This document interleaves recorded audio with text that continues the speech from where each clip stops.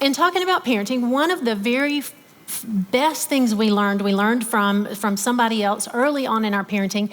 And when we heard it, we knew it sounded like it was going to be something important. But where we are now, looking back over our years of parenting, we realize how extraordinarily important it was. And it's the 4 stages of parenting.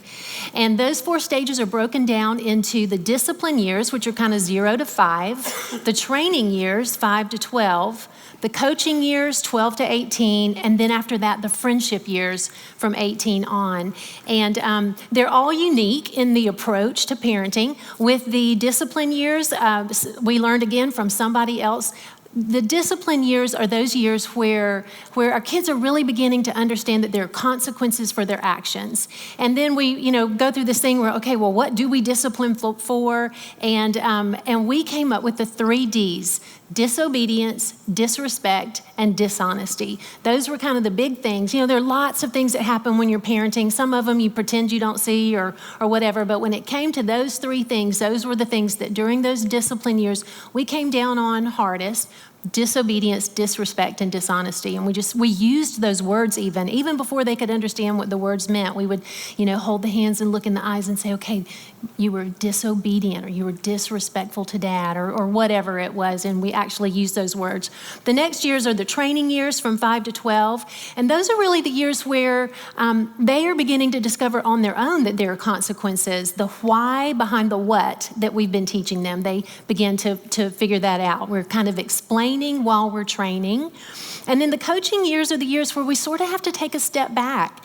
And I like to think of it like they're on the field and we're on the sidelines and we're coaching them along, and every now and then we need to snatch them off the field for whatever reason.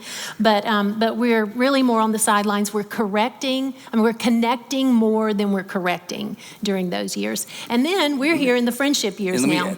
Let me say one thing about this before we go to this next slide, because it's important.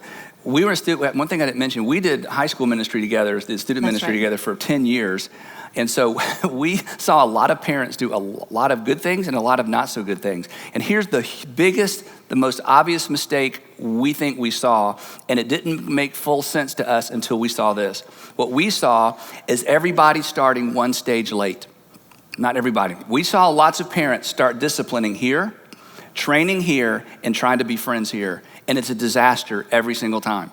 And again, these ages obviously are kid to kid, so it's, they're not hard and fast rules. It's not January the 1st. We put down those tools and pick up the coaching tools. But in terms of working through these seasons, if there hasn't been discipline, you cannot train. And if there hasn't been training, you cannot coach. And we saw so many parents be lazy here, because it's easy to be lazy here because I can just pick them up and put them somewhere. Well, or everything looks so cute. Yeah, everything's cute to everybody. 0 to 5 is so cute. I'll take a picture of that. Yeah. It's like, no. Yeah. So this has to happen in this order. And some of you are going to leave here tonight and go, no, we're 5 years behind. Is there any hope? There's not. No, there is. There is.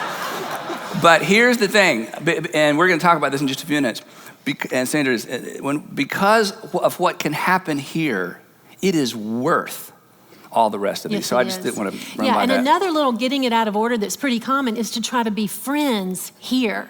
And that's not a great thing either. So the order of it really is important. And again, standing on this side of parenting and looking back, we realize it even more than when we were in the midst of it. So friendship years is where we are with our 20-something-year-old kids, and it's just really, really fun. It's a really, really fun season.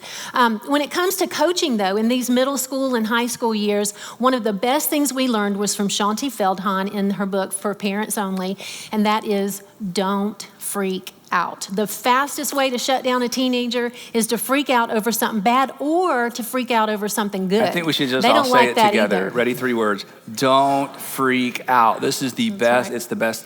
It was great advice for us. And the earlier you learn it, the better, because as your kids get older and are talking, and all of you had this experience on one side of the equation or the other with your own parents, you would start talking, and one of your parents would start instructing. And once they start instructing, you quit what? Talking, because they were freaking out. So this is how you keep your kids talking. No matter what they say, you go, oh, okay. Then once the fire went out, then what happened, honey? Yeah. You just, okay.